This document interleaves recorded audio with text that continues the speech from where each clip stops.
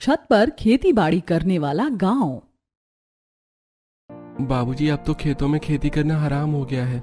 बाली पड़ने से पहले ही झड़ जा रही है। खेत में अनाज होने से पहले ही कीड़े खा जा रहे हैं। हाँ बाबूजी, और ये सिर्फ हमारे खेतों की कहानी नहीं है, पूरे गांव की यही कहानी है। पूरे गांव में खेतों के ढंग का अनाज नहीं हो रहा है। सबके अनाज खराब हो रहे हैं। सब्जी, फल, अनाज सब में कीड़े लग रहे हैं। और खाद डालने पर भी तो कोई असर नहीं है, क्या कर सकते हैं। क्या हुआ, आप लोग परेशान क्यों हैं? खेतों वाली खबर तो तुमने सुनी ही होगी बहू, अनाज नहीं हो रहा है। अगर ऐसा ही रहा तो गांव पर मुसीबत बहुत बड़ी आ जाएगी। हाँ बाबूजी, मैंने और छोटी दोनों ने सुना। हम उसी के बारे में बात कर रहे थे। ऐसे ही रहा तो गांव में तो मोल अनाज खरीद कर लाने की नौबत आ जाएगी। अब देखो क्या होता है। चलो बेटा, हम बाजार से नई बीज ले आते हैं और साथ में कुछ खाद भी, शायद इस बार फसल अच्छी उग जाए। इतना कहकर सुनील, राघव और रजत के साथ बीज लाने के लिए निकल जाते हैं। सुनील, राघव और रजत गांव की पगडंडी से होकर बाजार की तरफ जा रहे थे। रास्ते में धूप तेज थी और खेतों की मिट्टी सूखी दरारों में बटी हुई थी। दूर दूर तक फसलें झुकी हुई दिखाई दे रही थीं। अरे सुनील भैया, किधर जा रहे हो सुबह सुबह? अरे रामू, बाजार जा रहे हैं नए बीज लेने। सोचा इस बार कुछ नया लगा कर देखें, शायद फसल संभल जाए। अरे भैया, बीज बदलने से क्या होगा। मेरा तो 6 बीघा में लगाया हुआ गेहूं और सब्जी दोनों बर्बाद हो गए। पौधे निकले ही थे कि पत्ते पीले पड़ गए और जलकर जैसे राख हो गए। समझ में ही नहीं आ रहा क्या हो रहा है। पानी में तो कोई गड़बड़ नहीं है ना? जिसे हम सिंचाई करते हैं वही नहर का पानी तो सबके खेतों में जाता है। अरे भाई, पानी तो वही है भैया, पर अब न जाने क्या मिल रहा है उसमें। पहले तो ऐसा कभी नहीं हुआ। अब तो बीज डालते ही मिट्टी जैसे उसे अस्वीकार कर देती है। हमारे खेत में भी यही हाल है। बाली पड़ने से पहले झड़ जाती है और जो बचता है उसे कीड़े खा जाते हैं। मैंने तो इस बार सब्जी की खेती की थी, सोचा था मुनाफा होगा, पर टमाटर में छींट, बैंगन में कीड़े, लौकी सूख गई। अब घर में राशन लाने के पैसे भी मुश्किल से बच रहे हैं। अरे भाई, अगर आप लोग चाहें तो मैं कृषि विभाग से मिट्टी जांच करवाने के लिए किसी को बुला सकता हूँ। शायद समस्या मिट्टी में ही हो। हाँ भावेश बेटा, अब तो कुछ समझ में नहीं आ रहा है। बुलाओ किसी जानकार को, वरना गांव का क्या होगा। उसी दोपहर भावेश कृषि विभाग से एक सॉइल चेकर को लेकर आता है। वो एक छोटा सा बैग लेकर खेत में उतरता है और अलग अलग जगह से मिट्टी के नमूने लेने लगता है। अरे भैया, कृषि विभाग से आए हैं, मिट्टी की जांच करेंगे। देखिए, आप लोग परेशान मत होइए। पहले मैं मिट्टी की जांच कर लूं, फिर विस्तार से बताऊंगा। वो मिट्टी को एक मशीन में डालकर जांच करता है। कुछ देर बाद उसके चेहरे पर चिंता की लकीरें उभर आती हैं। देखिए, जमीन का तापमान सामान्य से ज्यादा है। मिट्टी में कीड़े मकोड़े बहुत बढ़ गए हैं। साथ ही जो खाद आप लोग डाल रहे हैं उसमें संतुलन नहीं है। केमिकल की मात्रा ज्यादा हो गई है। मतलब हमारी मिट्टी खराब हो गई है? जी, लगातार रासायनिक खाद डालने से मिट्टी की उर्वरता घट गई है। जमीन गर्म हो रही है, सूक्ष्म जीव मर रहे हैं। इसी वजह से फसल अच्छी नहीं हो रही है। तो अब क्या करें? क्या खेती छोड़ दें? तुरंत नहीं, पर आपको मिट्टी को आराम देना होगा। अरे लेकिन तब तक हमारा गुजारा कैसे होगा? ये सुनकर गांव के बाकी लोग भी इकट्ठा हो जाते हैं। सबके चेहरों पर चिंता साफ दिखाई देती है। अरे अगर जमीन ही खराब हो गई तो हम किसान क्या करेंगे? यही तो हमारा सहारा है। बच्चों की पढ़ाई, घर का खर्च, सब कुछ तो इसी खेत पर टिका है। शाम को गांव की औरतें आपस में बात करने लगती हैं। अरे सुनो, अगर खेती ही बंद हो गई है तो हम क्या खाएंगे? पहले तो घर का अनाज घर से ही आ जाता था, अब बाजार से ही खरीदना पड़ेगा। इतना महंगा अनाज कैसे चलेगा? लगता है भगवान भी हमसे रूठ गए हैं। मेरे घर में तो पहले ही तंगी है, अब अगर खेत से कुछ नहीं मिलेगा तो बच्चों का क्या होगा? सुना है कई गांव में लोग खेती छोड़कर शहर जा रहे हैं। क्या हमें भी यही करना पड़ेगा? हमारे पुरखे इसी जमीन पर जिए, क्या हम इसे ऐसे ही छोड़ देंगे? पर मजबूरी भी तो है। धीरे धीरे गांव में निराशा फैलने लगती है। कई किसान अगली बार बीज ही नहीं डालते। बाबूजी, इस बार खेत खाली ही रहने देते हैं। पैसे भी नहीं बचे हैं और भरोसा भी नहीं रहा। बेटा, दिल तो नहीं मानता, पर शायद यही ठीक है अभी। मैंने भी तय किया है, इस सीजन में खेती नहीं करूंगा, नुकसान ही हो रहा है। खेत जो अभी हरे भरे रहते थे अब सूने दिखने लगे। गांव में हल चलने की आवाज कम हो गई। बैल खड़े खड़े जैसे इंतजार कर रहे थे। अरे भाई, अब सुबह उठकर खेत जाने का मन ही नहीं करता। खाली खेत देख कर दिल बैठ जाता है। मैंने तो शहर जाकर मजदूरी करने का सोच लिया है। अरे भाई, अगर सब खेती छोड़ देंगे तो गांव की पहचान क्या रह जाएगी। गांव में जैसे सन्नाटा छा गया। औरतें घर के आंगन में बैठकर चिंता करती, मर्द चौपाल पर चुप बैठे रहते। धीरे धीरे खेती करना कम हो गया और गांव अपनी पहचान खोने लगा। खेत सूने, उम्मीदें सूखी और लोगों के मन में डर गहराता गया कि अब आगे क्या होगा। धीरे धीरे गांव की हालत और भी खराब होने लगी। 3-4 महीने बीत गए। अब खेतों में हल नहीं चलता था। बैलों की घंटियों की आवाज बंद हो गई थी। बाहर से ट्रक में भरकर अनाज आता और गांव वाले मजबूरी में महंगे दामों पर खरीदते। जिनके घर कभी कोठार भरे रहते थे अब वहां खाली डिब्बे पड़े रहते थे। अरे सुनील भैया, आज फिर शहर गया था मजदूरी के लिए। आधा दिन खड़ा रहा, काम ही नहीं मिला। अब समझ में नहीं आता घर कैसे चलाऊं। पहले खेती हमारी ताकत थी, अब हाथ फैलाने की नौबत आ गई है। अरे भैया, बाहर काम मिलता भी है तो 2 दिन, फिर 5 दिन खाली, ऊपर से आने जाने का खर्च अलग। और राघव और रजत भी है, जाते हैं, हमारे घर का भी यही हाल है। गांव के हर घर में पैसे की तंगी थी। औरतें खर्च जोड़ घटाकर चलाती। बच्चे कई बार मन मारकर बैठ जाते। घर के आंगन में नीलम और गायत्री चुपचाप बैठी थी। चारों तरफ सूखापन था। दीदी, याद है जब हमारे खेत हरे भरे होते थे, दूर तक बस हरियाली दिखती थी। अब देखो चारों तरफ सूखी मिट्टी। हाँ नीलम, पहले सुबह उठते ही ताजी सब्जी तोड़ लाते थे, अब बाजार से खरीदनी पड़ती है। और तो और इतने दिन से घर में एक तुलसी का पौधा तक नहीं है। हमने पिछली बार जमीन पर तुलसी लगाई थी लेकिन वो भी जल गई।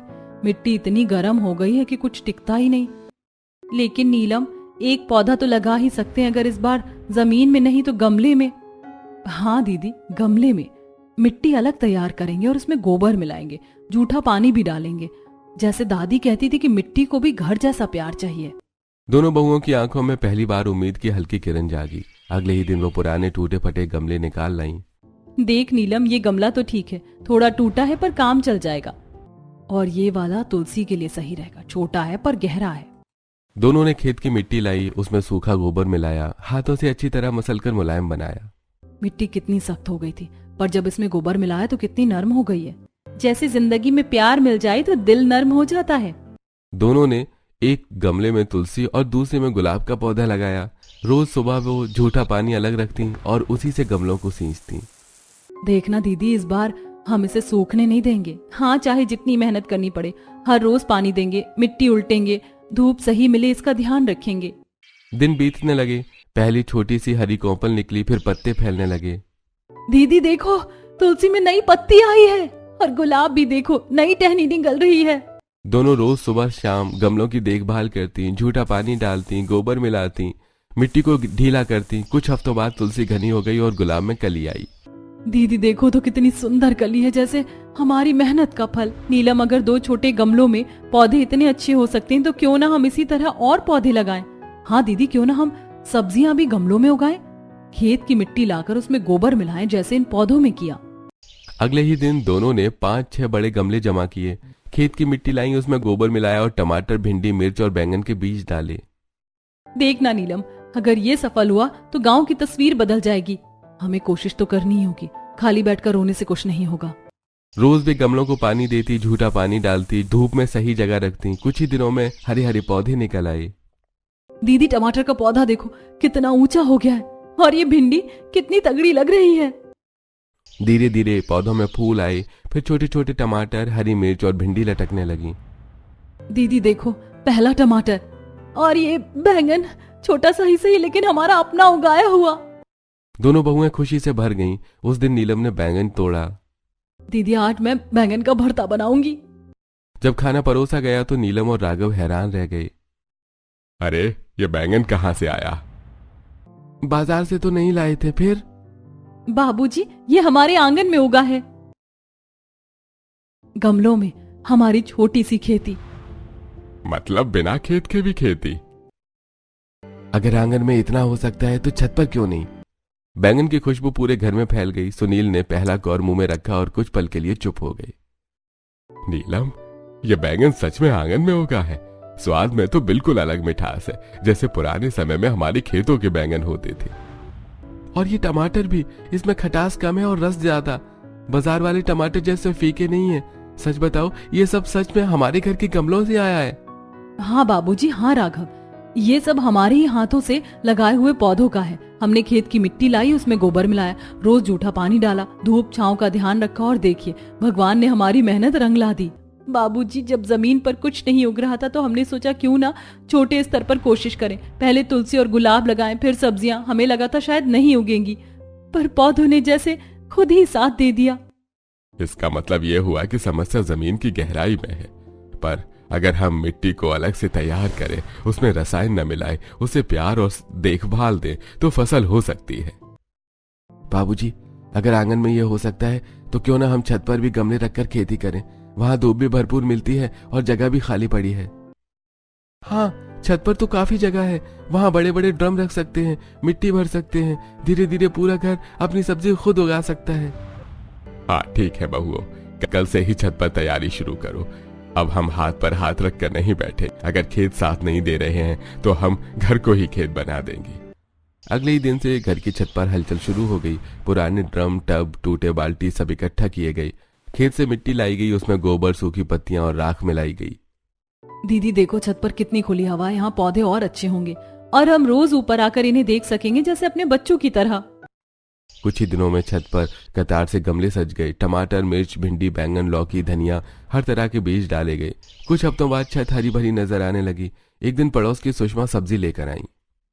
नीलम बहन, आज बाजार से ताजी लौकी लाई हूँ, सोचा तुम्हें भी दे जाऊं। इतने दिन से तुम लोगों को भी बाहर से ही खरीदना पड़ रहा होगा। अरे सुषमा दीदी, बहुत धन्यवाद, लेकिन आज मैं भी आपको कुछ दूंगी। तुम दोगी क्या? ये लो, हमारे घर की उगाई भिंडी और टमाटर। तुम्हारे घर की? कहाँ उगाई? छत पर, गमलों में। अरे मजाक मत करो, छत पर भी खेती होती है क्या? क्यों नहीं, हमने मिट्टी में गोबर मिलाया, जूठा पानी डाला, रसायन नहीं डाले, और देखो पौधे कितने अच्छे हो रहे, न कीड़े न जलना। सुषमा ने सब्जी घर ले जाकर बनाई। अगले दिन वो भागती हुई आई। नीलम, तुम्हारी भिंडी का स्वाद तो अलग ही था। मेरे बच्चों ने कहा, माँ ऐसी भिंडी पहले कभी नहीं खाई। सच बताओ, ये कैसे उगाई? दीदी, अपने हाथों से, बिना केमिकल के, बस मिट्टी, गोबर और प्यार से।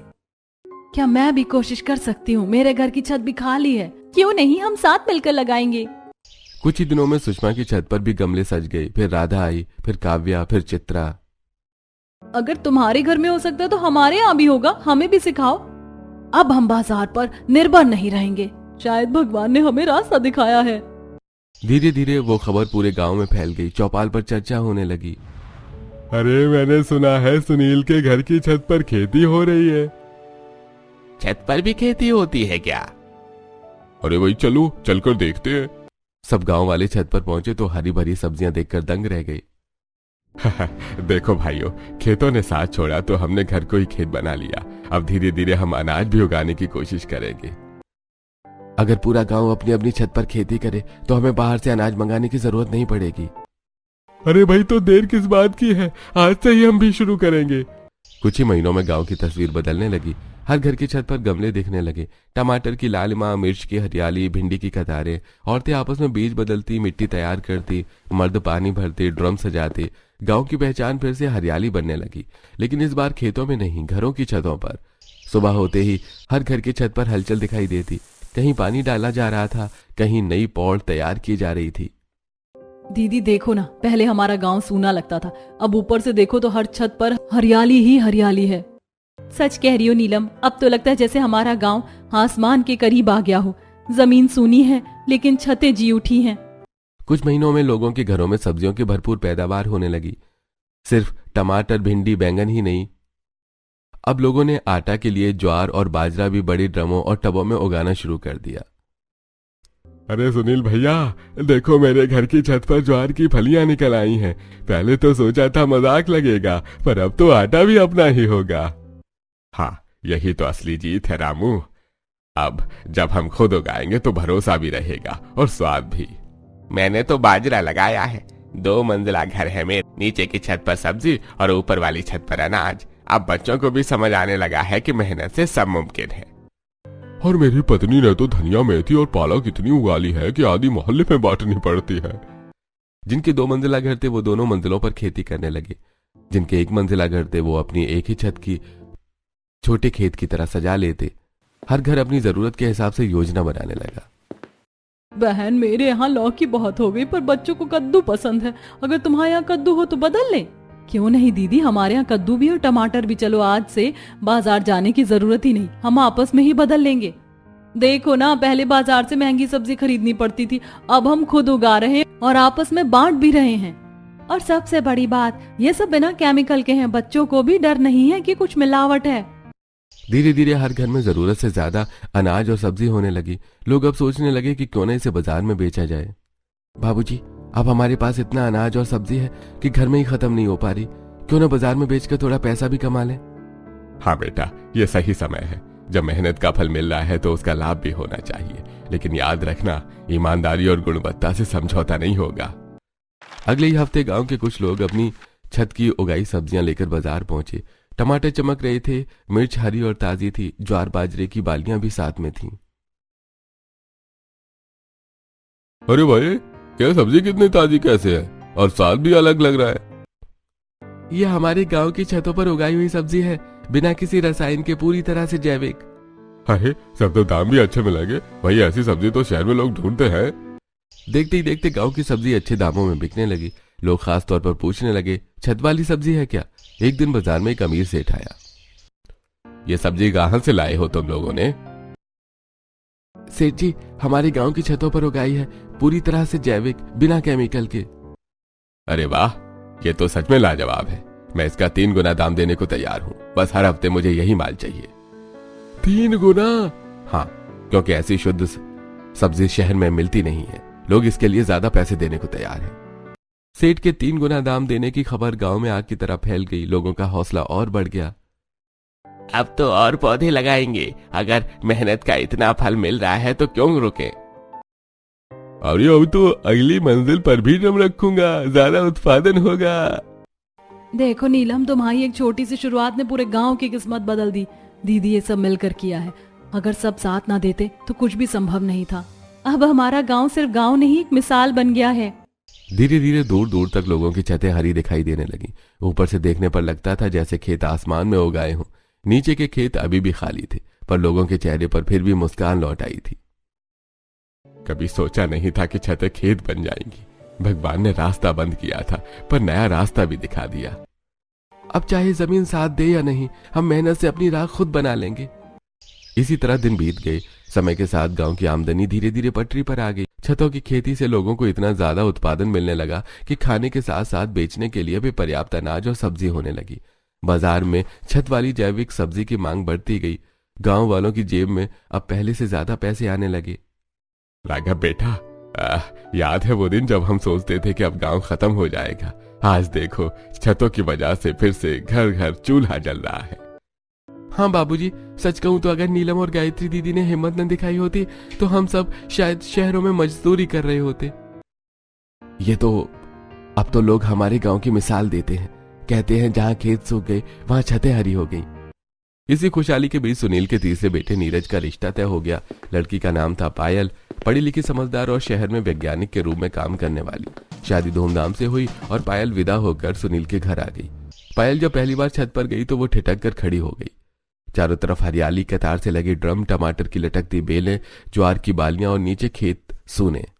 दीदी ये सब क्या है? नीचे खेत खाली पड़े और ऊपर छतों पर इतनी हरियाली, मैंने ऐसा कभी नहीं देखा। पायल, ये हमारी मजबूरी की कहानी है और हिम्मत की भी। कुछ साल पहले खेतों में फसल जलने लगी थी, मिट्टी खराब हो गई थी, कीड़े लग रहे थे। तब हमने गमलों में खेती शुरू की और फिर पूरा गांव हमारे साथ जुड़ गया। मतलब जमीन में ही कोई समस्या थी? क्या आपने कभी वैज्ञानिक जांच करवाई? हाँ, एक बार मिट्टी जांच करवाई थी। उन्होंने कहा था कि जमीन का तापमान बढ़ गया है, रसायन ज्यादा हो गए हैं, पर पूरी वजह समझ नहीं आई। दीदी सच में आप लोगों को इतनी बड़ी परेशानी हुई, लेकिन अब चिंता मत कीजिए, मैं वैज्ञानिक हूँ। मैं इस मिट्टी का सही कारण ढूंढ कर रहूंगी। अगर जमीन खराब हुई है तो उसे ठीक भी किया जा सकता है। बेटी, अगर तू सच में ये कर दे तो हमारे गांव की जड़ें फिर से मजबूत हो जाएंगी। अगले ही दिन पायल ने खेत की अलग अलग जगहों से मिट्टी के नमूने लिए। वो उन्हें साफ थैलियों में भरकर शहर के लैब में ले गई। मुझे इन सैंपल्स का पूरा केमिकल एनालिसिस चाहिए। मिट्टी का पीएच, तापमान, माइक्रोबियल एक्टिविटी, सब कुछ जांचना है। 3 दिन बाद रिपोर्ट आई। पायल ने ध्यान से पढ़ा। उसके चेहरे पर गंभीरता थी। जैसा सोचा था, मिट्टी में नाइट्रोजन और फॉस्फेट का असंतुलन है। रसायनों की अधिकता से सूक्ष्म जीव मर गए हैं। इसी वजह से जमीन बंजर होती जा रही है। वो तुरंत गांव लौटी और सबको चौपाल में बुलाया। बाबूजी, भाइयों और बहनों, समस्या साफ है। हमने सालों तक रासायनिक खाद का ज्यादा इस्तेमाल किया है। इससे मिट्टी का संतुलन बिगड़ गया है। जमीन का तापमान बढ़ा और जरूरी सूक्ष्म जीव खत्म हो गए। इसी कारण फसल जल रही थी। तो क्या अब जमीन हमेशा के लिए खराब हो गई? नहीं रामू चाचा, जमीन बीमार हुई है, मरी नहीं है। अगर हम उसे सही इलाज दें, जैविक खाद, हरी खाद, फसल चक्र और कुछ समय का आराम, तो वो फिर से उपजाऊ बन सकती है। मतलब फिर से खेतों में हरियाली आ सकती है? हाँ, लेकिन हमें धैर्य रखना होगा। जैसे आपने छतों पर मेहनत की है, वैसे ही खेतों को भी धीरे धीरे ठीक करना होगा। पायल, तुम सच में हमारे गांव के लिए उम्मीद बनकर आई हो। अब छतों की हरियाली के साथ जमीन की हरियाली भी लौटेगी। बेटी, आज तूने हमारे दिल का बोझ हल्का कर दिया। अब हम छतों पर भी खेती करेंगे और जमीन को भी ठीक करेंगे। गांव वालों के चेहरों पर नई उम्मीद थी। पायल ने मिट्टी सुधारने की योजना बनाई। जैविक खाद बनाना, गोबर गैस प्लांट, हरी खाद उगाना और रसायनों का पूरी तरह से त्याग। हम छतों से सीखा हुआ अनुभव खेतों में लगाएंगे। धीरे धीरे हमारी जमीन भी मुस्कुराएगी। पायल ने ठान लिया था कि वो सच की जड़ तक पहुंचे बिना नहीं रुकेगी। दिन हो या रात वो लैब में मिट्टी के सैंपल लेकर बैठ जाती। कभी माइक्रोस्कोप के नीचे सूक्ष्म जीवों को देखती, कभी केमिकल टेस्ट करती, कभी पुराने रिकॉर्ड निकालकर तुलना करती। नहीं, बात सिर्फ मिट्टी की नहीं है। मिट्टी में असंतुलन जरूर है, लेकिन ये अचानक इतना खराब नहीं हो सकता। जरूर कुछ और वजह है। शायद जो खाद इस्तेमाल की जा रही थी उसमें ही गड़बड़ थी। उसने गांव में इस्तेमाल की गई अलग अलग खाद के सैंपल भी इकट्ठा किए, कुछ बोरी से, कुछ खुले ढेर से। उन्हें लैब में जांच के लिए रखा। मतलब साफ है, असली समस्या मिट्टी में नहीं, उस खाद में है जिसे किसान भरोसे से खरीद रहे थे। रिपोर्ट लेकर पायल गांव लौटी। चौपाल पर सबको बुलाया गया। बेटी, क्या पता चला? बाबूजी, असली समस्या हमारी जमीन नहीं थी। समस्या उस खाद में है जिसे हम सालों से डाल रहे थे। उसमें पोषक तत्व कम और हानिकारक रसायन ज्यादा हैं। वही हमारी फसल को जला रहे थे। मतलब हम बेवजह मिट्टी को दोष देते रहे? अगर खाद ही खराब है तो ये सीधा धोखा है किसानों के साथ। ये बात अब नहीं रुकेगी। हमें कृषि विभाग चलकर पूछना होगा। अगले ही दिन गांव के लोग कृषि विभाग पहुंचे। वहां कुछ कर्मचारी काउंटर पर बैठे थे। हमें उस खाद की गुणवत्ता की रिपोर्ट चाहिए जो आप लोग बेच रहे हैं। अरे साहब, ये सरकारी प्रमाणित है, चिंता की कोई बात नहीं है। हमारे पास लैब रिपोर्ट है जिसमें साफ लिखा है कि ये खाद घटिया है और फसल को नुकसान पहुंचा रही है। तभी पायल ने देखा कि अंदर के कमरे में 2 लोग धीमे स्वर में बात कर रहे हैं। दरवाजा आधा खुला था। अरे भाई, सस्ती वाली बोरी दे दो, किसान क्या समझेंगे? फसल खराब होती है तो हो, हमें क्या। ऊपर तक हिस्सा आता है। जितनी सस्ती खाद देंगे उतना फायदा होगा। ये सुनकर पायल और गांव वाले स्तब्ध रह गए। अरे भाई, ये लोग हमारी मेहनत से खेल रहे हैं। हमारे बच्चों का पेट काट रहे हैं और इन्हें फर्क ही नहीं पड़ता। ये अपराध है। अभी पुलिस को बुलाते हैं। थोड़ी देर में पुलिस वहां पहुंची। क्या मामला है? सर, यहाँ किसानों को कम गुणवत्ता वाली खाद बेची जा रही है। हमारे पास लैब रिपोर्ट है और अभी हमने खुद इनके कर्मचारियों को ये कहते सुना है कि फसल खराब होती है तो हो हमें क्या। क्या ये सच है? नहीं साहब, हम तो बस। रिकॉर्ड और गोदाम की जांच करो। गोदाम की तलाशी में कई बोरियां मिली जिन पर नकली लेबल लगे थे। अंदर सस्ती और घटिया खाद भरी हुई थी। आप लोगों ने किसानों के साथ धोखा किया है, आपको गिरफ्तार किया जाता है। दोनों कर्मचारियों को हथकड़ी लगाकर पुलिस ले गई। वहां मौजूद किसान एक दूसरे को देखने लगे। उनकी आंखों में गुस्सा भी था और राहत भी। बेटी पायल, अगर तू सच न ढूंढती तो आज भी खुद को दोष देते रहते हम। आज तूने हमारे गांव की इज्जत और मेहनत बचा ली। हमारी बहू तो वैज्ञानिक है। देखो नीलम, हमारी पायल ने तो कमाल कर दिया। मैंने अकेले कुछ नहीं किया। ये सब आपकी हिम्मत और एकता का नतीजा है। अरे, ऐसे जागरूक किसानों और बहू पर हमें गर्व है। आप लोगों ने सही समय पर आवाज उठाई।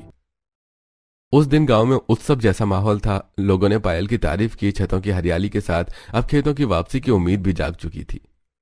भगवान ने पहले छतों से राह दिखाई और अब सच से न्याय दिलाया।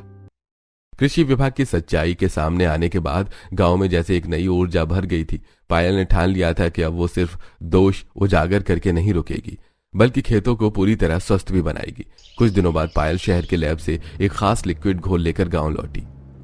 बाबूजी, भाइयों और बहनों, ये जो मैं लाई हूँ ये कोई जादू नहीं है, बल्कि वैज्ञानिक रूप से तैयार किया गया प्राकृतिक घोल है। इसमें ऐसे सूक्ष्म जीव हैं जो मिट्टी में दोबारा जीवन भर देंगे। इसे पानी में मिलाकर खेतों में छिड़कना है। बेटी, क्या इससे हमारी जमीन फिर से ठीक हो जाएगी? हाँ बाबूजी, लेकिन एक शर्त है। अब से रासायनिक खाद बिल्कुल बंद। सिर्फ गोबर, घर में बनी खाद, सूखी पत्तियां, राख और जूठा पानी, यही इस्तेमाल होगा। हमें मिट्टी को जहर नहीं, जीवन देना है। अगर इससे फसल लौट आई तो हम पूरी मेहनत करेंगे। अब हम किसी सस्ती लालच में नहीं आएंगे, जो होगा अपने दम पर होगा। अगले ही दिन गांव के लोग खेतों में इकट्ठा हुए। पायल ने घोल को बड़े ड्रम में पानी के साथ मिलाया। ध्यान से सुनिए, 1 बाल्टी पानी में ये घोल मिलाइए, फिर हल्की हल्की फुहार के रूप में खेतों पर छिड़किए। इसके बाद गोबर की खाद डालिए, मिट्टी को पलटकर धूप दिखाइए। कुछ ही हफ्तों में फर्क दिखने लगेगा। चलो भाइयों, आज से फिर हमारे खेत जिंदा होंगे। गांव के लोग पूरे मन से जुट गए। खेतों में घोल का छिड़काव हुआ, घर घर से गोबर की खाद लाई गई। महिलाएं रसोई से झूठा पानी अलग रखती और खेतों में डालती। सूखी पत्तियां और राख मिलाकर प्राकृतिक खाद बनाई गई। देखो नीलम, अब हमारी रसोई का हर हिस्सा काम आएगा। सब्जी के छिलके, बचा हुआ पानी, सब खेतों के लिए अमृत है। पहले जो बेकार समझते थे वही आज सबसे कीमती है। कुछ दिनों बाद खेतों में नई हरियाली की हल्की रेखाएं दिखने लगी। अरे देखो, मिट्टी पहले जैसी सख्त नहीं है, उसमें नमी है। और ये देखो, नए अंकुर निकल आए हैं। अरे भगवान की कृपा और पायल की मेहनत, लगता है इस बार फसल सच में अच्छी होगी। समय के साथ पौधे मजबूत होने लगे। न कीड़े न जलना, बालियां भरने लगी। देखिए बाबूजी, सूक्ष्म जीव अपना काम कर रहे हैं। हमने सोचा था जमीन मर गई है, पर वो तो बस बीमार थी। कुछ महीनों बाद फसल कटने का समय आया। इस बार खेत सुनहरे थे। ज्वार और बाजरे की बालियां झूम रही थीं। अरे भाई, इस बार तो पैदावार पहले से भी ज्यादा है। ये चमत्कार नहीं, सही विज्ञान और मेहनत का परिणाम है। लेकिन गांव वालों ने एक और फैसला लिया। बाबूजी, अब खेतों में खेती फिर से शुरू हो गई है, पर छतों की खेती बंद नहीं करेंगे। बिल्कुल नहीं, छतों ने हमें मुश्किल वक्त में संभाला है। अब दोनों साथ चलेंगे। छत पर सब्जी और खेत में बड़ी फसल, इससे हमारी कमाई दुगनी होगी और बाजार में हमारी जैविक पहचान बनी ही रहेगी। अब गांव की तस्वीर अनोखी थी। नीचे खेत लहराए रहे थे, ऊपर छतें भी हरी थी। अरे भैया, अब तो तुम्हारे गांव का नाम दूर दूर तक फैल गया है। खेत भी जैविक, छत भी जैविक। मैं तो और ज्यादा दाम देने को तैयार हूँ। अरे अब हमें पता है हमारी मेहनत की कीमत क्या है। गांव में खुशहाली लौट आई। घरों में हंसी गूंजने लगी। बच्चे छतों पर खेलते और पौधों को पानी देते। पहले हम संकट से घबराए थे, आज वही संकट हमारी ताकत बन गया। जब गांव एकजुट हो जाए तो कोई समस्या बड़ी नहीं रहती। समय के साथ गांव की पहचान दूर दूर तक फैल गई। लोग अब इसे दोहरी खेती वाला गांव कहने लगे थे, जहां खेत भी हरे थे और छतें भी। इस बदलाव के पीछे सुनील जी के परिवार की समझदारी और उनकी तीनों बहुओं की मेहनत थी। एक दिन गांव की चौपाल में मीटिंग रखी गई। गांव के बड़े बुजुर्ग, औरतें, बच्चे सब इकट्ठा हुए। भाइयों और बहनों, अगर आज हमारा गांव फिर से समृद्ध हुआ है तो इसमें सुनील भैया के परिवार का बहुत बड़ा हाथ है। पहले नीलम और गायत्री ने छतों पर खेती की शुरुआत की और फिर पायल ने सच्चाई उजागर करके हमारी जमीन को बचाया। सही कहा रामू, जब हम सब हार मान चुके थे तब इन बहुओं ने उम्मीद जगाई। अगर इन्होंने हिम्मत न दिखाई होती तो शायद आज हम सब शहरों में मजदूरी कर रहे होते। भाइयों, ये सब मेरी बहुओं की समझदारी और हिम्मत का नतीजा है। मैंने तो बस उनका साथ दिया है। असली श्रेय इन्हीं को जाता है। गांव की औरतें आगे आई। उनके हाथों में फूलों की मालाएं थीं। नीलम बहू, तुमने हमें सिखाया कि छोटी शुरुआत भी बड़ा बदलाव ला सकती है। गायत्री, तुम्हारी धैर्य और मेहनत ने हम सबको प्रेरित किया। और पायल बेटी, तुम्हारी पढ़ाई और समझदारी ने हमारे गांव को धोखे से बचाया। तुमने साबित किया कि ज्ञान और साहस मिलकर चमत्कार कर सकते हैं। तीनों बहुओं को मंच पर बुलाया गया। पूरे गांव ने तालियों से उनका स्वागत किया। उन्हें शॉल और स्मृति चिन्ह देकर सम्मानित किया गया। हमने तो बस अपने घर और गांव के लिए जो सही लगा वही किया। असली ताकत तो गांव की एकता है। जब सबने साथ दिया तभी ये संभव हुआ। अगर हम एक दूसरे का हाथ थाम ले तो कोई भी संकट बड़ा नहीं होता। ये कहानी सिर्फ हमारे परिवार की नहीं, पूरे गांव की है। हमने सीखा कि प्रकृति के साथ चलेंगे तो वो हमें कभी निराश नहीं करेगी। गांव की औरतें आपस में बातें करते हुए गर्व महसूस कर रही थीं। देखो, हमारी बहुएं किसी से कम नहीं है। इन्होंने गांव का नाम रोशन कर दिया। अब हमारी बेटियां भी पढ़ेंगी, आगे बढ़ेंगी और अपने गांव के लिए कुछ करेंगी। अब सुबह होते ही लोग खेतों की ओर निकलते और शाम को छतों पर पौधों को पानी देते। बच्चे भी सीख गए थे कि मिट्टी, गोबर और मेहनत मिलकर सोना उगा सकते हैं। धन्यवाद भगवान को, हमने मुश्किलों से लड़कर रास्ता बनाया और आज हमारा गांव खुशहाल है। और इस तरह सुनील जी के परिवार की समझदारी, तीनों बहुओं की हिम्मत और पूरे गांव की एकता ने एक नई मिसाल कायम की। अब गांव वाले खेतों में भी और छतों पर भी सब्जी और अनाज उगाकर खुशहाल जीवन जी रहे थे।